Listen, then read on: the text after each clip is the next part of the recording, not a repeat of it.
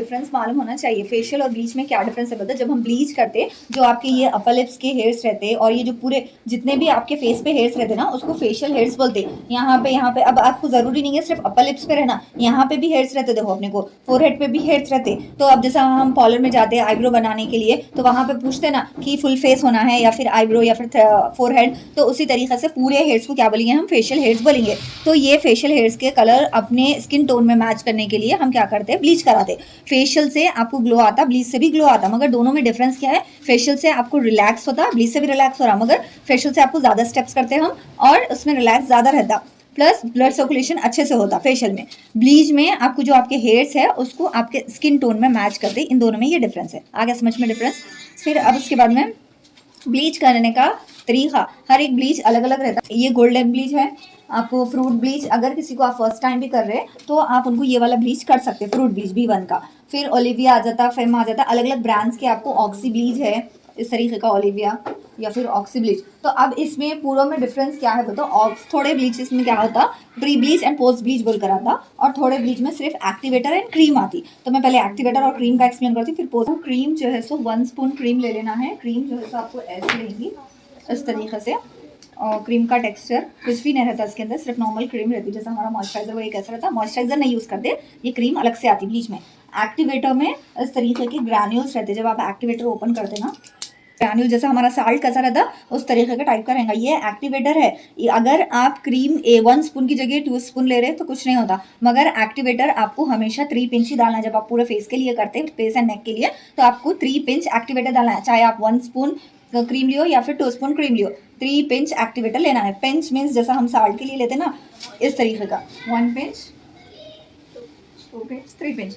अब जो भी प्रोडक्ट आप यूज कर रहे हैं हाथ से मत डालो, और जैसे कि अब इसमें थोड़ा ही प्रोडक्ट है तो मैं डायरेक्ट हाथ से ले लिया। अगर आपका कौन सा भी प्रोडक्ट है कोई कंटेनर में इस तरीके से निकाल लो, निकाल के अब आप ये पिंच इसमें से लेंगे। अब इसमें जितना भी प्रोडक्ट है ना ये फेंक देना। आप क्यों डिस्कार्ड कर देना बोले तो आपके फिंगर्स पे जो भी जर्म्स है ना वो इसके अंदर लग के फिर ये जितना भी पूरा प्रोडक्ट है वो खराब होता। कौन सा भी प्रोडक्ट लियो स्पून से लेना है आपको, डायरेक्ट ऐसा हाथ से नहीं लेना है। मिक्सिंग मेन रोल ब्लीच में, जब आप बोलते ना कि कभी ग्लो नहीं आता करता, बल्कि अब हम एक्टिवेटर डाले बाद लोग क्या करते मालूम, सिर्फ ऐसा मिक्स करके डायरेक्ट एप्लीकेशन स्टार्ट कर देते। तो आपकी मिक्सिंग जिस तरह हम हिना मिक्स करते हैं ना अच्छे से, क्लम्स नहीं आना बोल के, तो वैसे ही ब्लीच को भी अच्छे से मिक्स करना है ताकि वो पूरे ग्रैन्यूल अच्छे से मिक्स हो जाना, तभी आपको अच्छे से ग्लो आता, नहीं तो फिर ग्लो नहीं रहता सही से। एप्लीकेशन करेक्ट रहना, मिक्सिंग सही रहना। अब एक्टिवेटर अगर ज्यादा डाले आपको तो आपके हेयर ज्यादा डार्क कलर के भी हो जाते हैं और इवन स्किन बर्न होने के भी चांसेस रहते हैं। जो स्किन डैमेज होती है ना इसी वजह से होती है। और बार बार ब्लीच नहीं कराना, मंथ में एक बार कराए इट्स ओके, या नहीं तो एटलीस्ट 3 मंथ 4 मंथ्स में ऐसा कराना, बार बार नहीं कराना। आप फेशियल करा ले सकते हैं एवरी मंथ। मैं आपको इस तरीके का ब्रश ले लेना है, ब्रश को वॉश करके फिर अगर ऐसा दिख रहा है कि हमेशा ब्लीच की कंसिस्टेंसी उतनी ज़्यादा थिक नहीं रहती, नॉर्मल ही रहती, अगर इन केस कोई ब्लीच अगर बहुत ज़्यादा थिक है तो उसके अंदर आप 1-2-3 ड्रॉप रोज वाटर ऐड कर सकते हैं। अब ब्लीच अप्लाई करने का सही तरीका, आपको यहाँ से आपको जो अपर लिप है ना, अपर लिप एरिया से इस तरीके से एप्लीकेशन करना है। यहाँ पे ऐसा इस तरीके, लिप्स को ये नहीं लगाना है आपको। ब्लीच और एक नॉर्मल पैक लगाने के टाइम पे, जब आप पैक लगाते हैं उसको कहीं पे अगर नहीं लगाए तो वहां पे आप लगा सकते हैं, मगर ब्लीच अगर आप एक बार लगाए फिर उसके बाद फिर टच करें तो वो फिर वहां से निकल जाता, तो आपको थोड़ा ज्यादा प्रॉब्लम होती। तो एक ही बार सही से एप्लीकेशन करना, बिल्कुल थिन लेयर भी नहीं लगाना, एकदम ज्यादा थिक लेयर भी नहीं लगाना। ये हो गया अपर लिप। फिर अगेन नोज एरिया आपको पूरे स्ट्रोक्स अपवर्ड डायरेक्शन में करना है इस तरीके, ताकि हेयर्स अच्छे से कवर होने के लिए। ये हो गया। फिर अब आप ये होने के बाद आप इतना याद रखो कि टी एरिया आपको पहले कवर कर लेना है। अब जब आप आईब्रो के साइड आएंगे वो टाइम पे आपको क्या करना है, अब ये आईब्रो ये साइड है ना, तो इसको एग्जैक्ट आपकी आईब्रो जितनी है उस हिसाब से ऐसा ले लेना है शेप, ऐसा। फिर ये साइड आने के बाद आपको फिर इस तरीके से ब्रश से समझ में, कहीं पे आईब्रो को नहीं रखना है। और क्लाइंट को पूछना कि सेंटर में अप्लाई करना नहीं करना, कोई सेंटर के हेयर्स को डार्क ही रखने देते तो वो पूछ लेके क्लाइंट से करना। अब आपका जितना भी फोरहेड है हेयर्स को नहीं लगे, जैसा अगर आप फर्स्ट टाइम कर रहे हैं आपको नहीं समझ में आ रहा तो आप यहाँ पे ऑयल लगा लो या तो वैसलिन लगा लो, यहाँ पे भी ऑयल है तो वैसलिन लगा लो। इसलिए लगा रहे ताकि ये हेयर्स के ऊपर कलर नहीं आना। अब आपके आईब्रो अगर कलर के हो गए तो अच्छा दिखता, नहीं दिखता ना, तो उसके लिए हमको ये चीज़ें मेंटेन करना है। हर बार नहीं लगाना जब अब तक आपको अच्छे से करने नहीं आ जाए।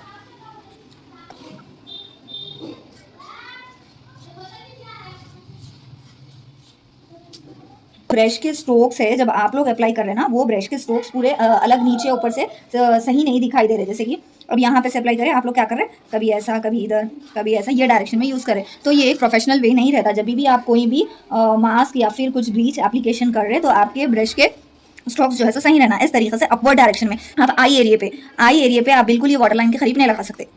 इसमें अमोनिया है ना, इतना इतना रख के इस तरीके से ले लेना। फिर ये वाला आई एरिया कवर कर दिए। फिर यहाँ पे हमको इस तरीके से अपवर्ड डायरेक्शन में, अब यहाँ पे हमको हेयर्स रहते हैं ना, तो यहाँ पे आपको बॉक्स शेप देना है, एल शेप इस तरीके से।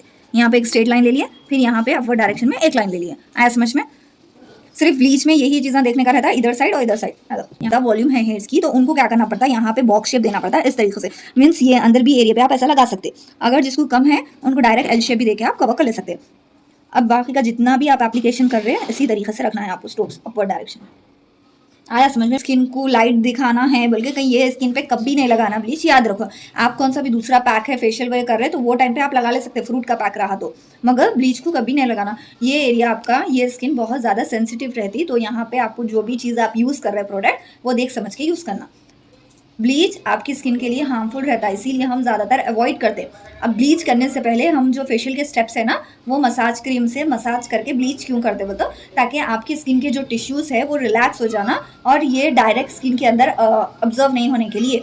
इसीलिए हम पहले 15 मिनट्स वो मसाज करते, फिर ये करते। अपन घर में कर लेते ना, डायरेक्ट लगा देते, फिर बाद में स्किन डल हो जाती या फिर पिंपल्स आ जाते। उसी वजह से आप बोलते ना पार्लर में कराए तो नहीं हुआ, घर में कराए तो हुआ, तो ये डिफरेंस रहता। मसाज क्रीम से 15 मिनट्स मसाज करके फिर ये इसीलिए करते हैं ताकि आपकी स्किन में डायरेक्ट ब्लीच ऑब्जर्व नहीं होना।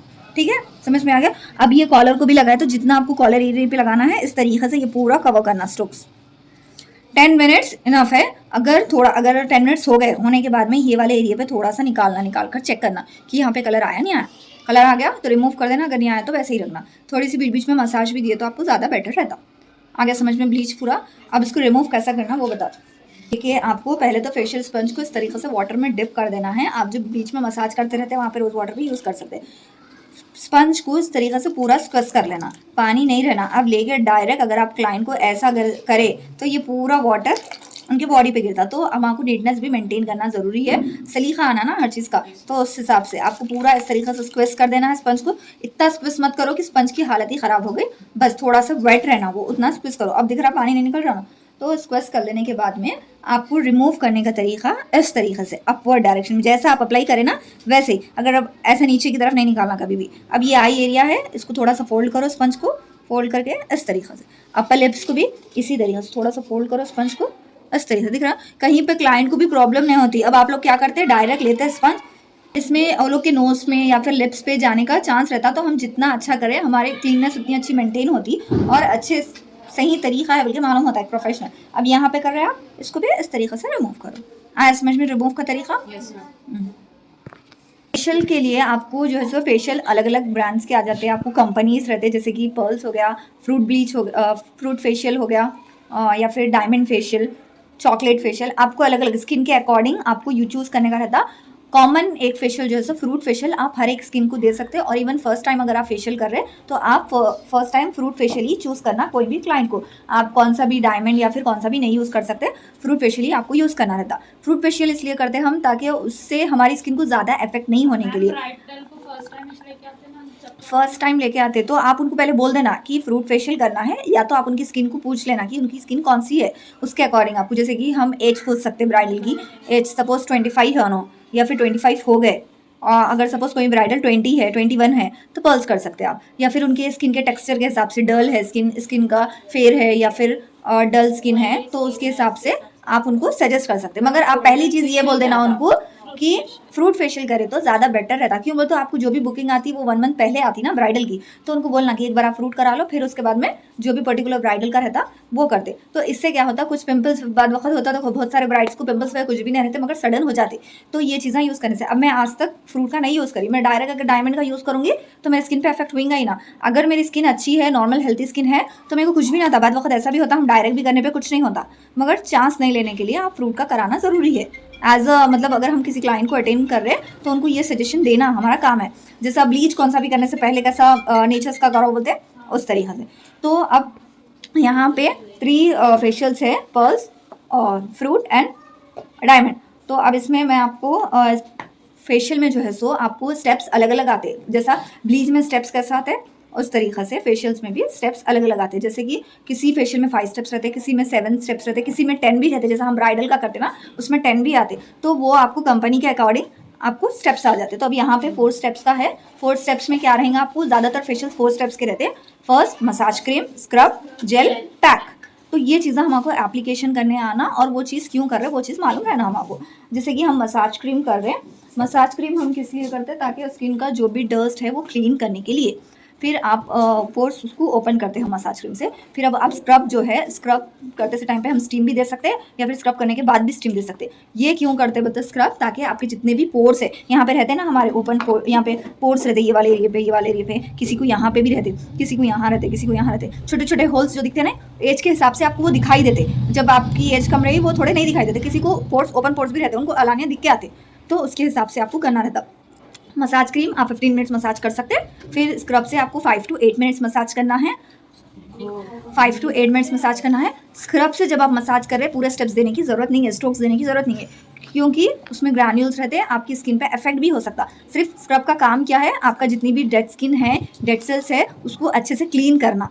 तो जब आप स्टीम देते वो पोर्स अच्छे से ओपन हो जाते, फिर हम black head white head remover की मदद से वो पोर्स में से जो भी ब्लैक हेड वाइट हेड्स है उसको निकाल देते। वो निकालने के बाद जेल इसीलिए करते ताकि आपकी स्किन को रिलैक्स मिलना, जब से पूरा रिमूव करें ना डेड स्किन को ये, और जो ब्लैक हेड वाइट हेड निकल गए ना पोर्स में से, तो उसके अंदर पूरी अच्छे से क्लीनिंग होना पोर्स के। अब ये सपोज यहाँ से आप कोई चीज़ निकालें तो वहाँ पे डर्ट रहता ना, तो उसको अच्छे से क्लीन करने के लिए हम जेल का यूज़ कर रहे हैं, रिलैक्स करने के लिए स्किन को, और अच्छे से क्लीन करने के लिए।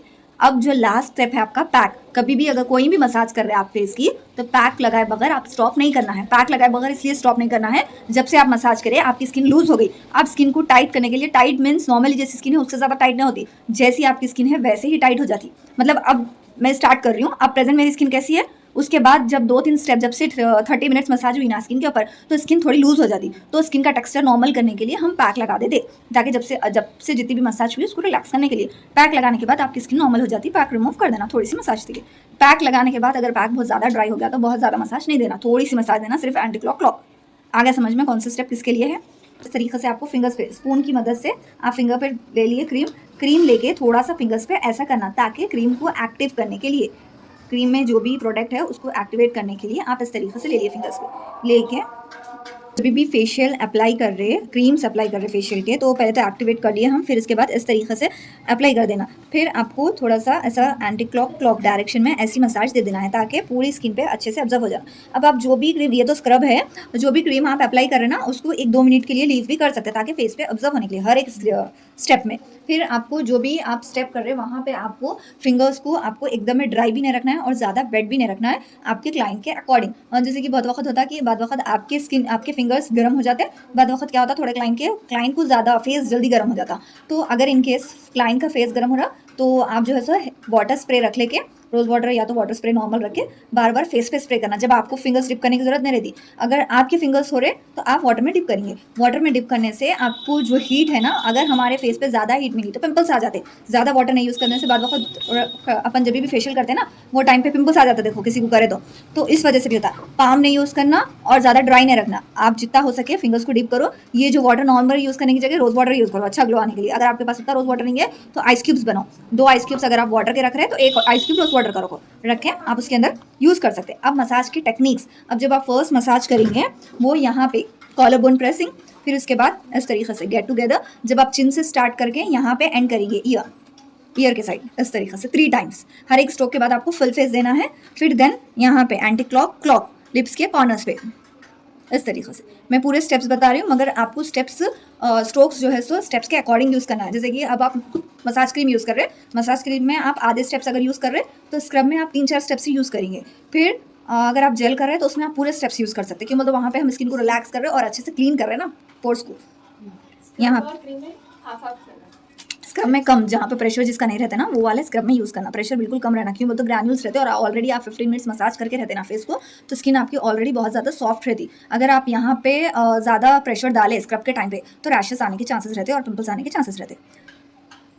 लिप्स के कॉर्नर्स पे एंटी क्लॉक 1 by 1 लिप्स पे, नोज पे 1 by 1 आप इसको एंटी क्लॉक एक्स इस तरीके से कॉर्नर पे नोज के, ये 1 by 1 4 हेड स्लाइडिंग इस तरीके से।